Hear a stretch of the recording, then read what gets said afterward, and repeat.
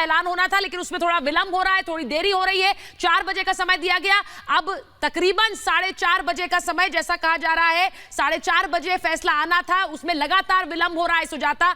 लेकिन बड़ी बात यह है कि मामला भी छोटा नहीं है, मामला देश के खिलाफ जंग छेड़ने का है, मामला देशद्रोह का है, मामला उस आतंकवाद से जुड़ा हुआ है जिसका दंश इस देश ने दशकों तक झेला है, कश्मीर का आतंकवाद जिसके तार पाकिस्तान से जुड़े रहे। सुजाता। बिल्कुल सुचरिता, इसीलिए न्याय व्यवस्था में जो विश्वास है उसे कायम रखते हुए उसे कायम रखना बहुत ही महत्वपूर्ण जिम्मेदारी होती है। वो जज जो वहाँ पर कुर्सी पर बैठे होते हैं उनके ऊपर पूरे देश की, पूरे समाज की जिम्मेदारी होती है, क्योंकि समाज में क्या संदेश जाएगा।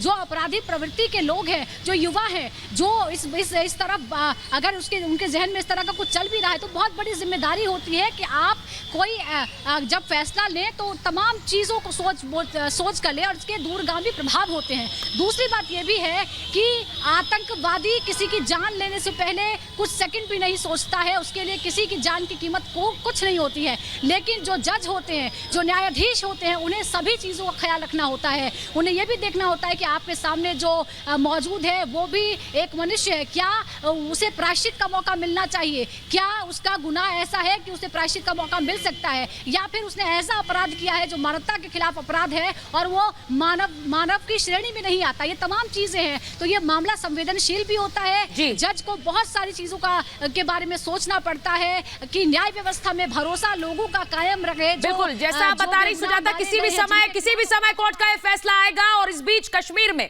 आतंकवाद को बढ़ावा देने और 4 एयरफोर्स जवानों की हत्या के दोषी यासीन मलिक के समर्थन में पाकिस्तान खुलकर आ गया है। पाकिस्तान के प्रधानमंत्री के बाद रेल मंत्री ने ट्वीट के जरिए यासीन मलिक के पक्ष में किस तरह से पूरी एक जंग छेड़ दी है उनके समर्थन में, जरा ये देख लीजिए।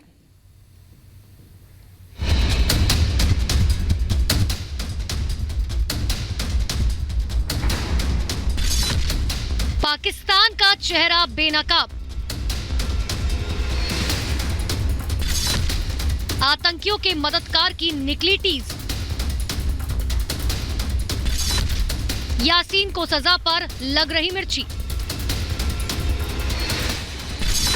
यासीन के लिए पाक का विधवा विलाप।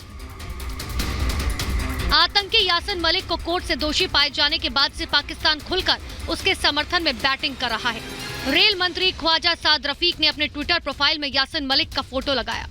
पाकिस्तान की मंशा कश्मीरी अलगाववादियों और आतंकवादियों को ये दिखाने की है कि वो भारत विरोधी मुहिम में उनके साथ कंधे से कंधा मिलाकर खड़े हैं।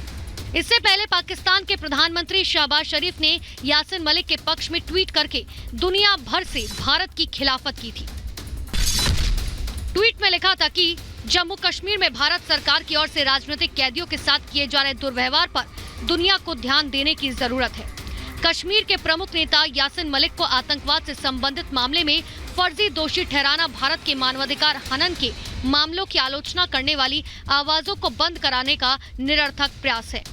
पाकिस्तान भले ही खुद को आतंकवाद से पीड़ित देश का रोना रोता रहा हो, लेकिन आतंकवाद से मिलीभगत उसके रग रग में है। कश्मीर में अलगाववादियों को समर्थन देने से आतंकियों की घुसपैठ तक हर जगह पाकिस्तान की साजिश होती है। 90 के दशक के बाद से भारत में जितने भी आतंकी हमले हुए, चाहे मुंबई हमला हो, पुलवामा या फिर काशी और अयोध्या में आतंकी हमले, हर बार पाकिस्तान के समर्थन से ही आतंकी भारत आए और पाकिस्तान की बंदूकों से बेकसूरों को निशाना बनाया। Bureau report, Republic Bharat.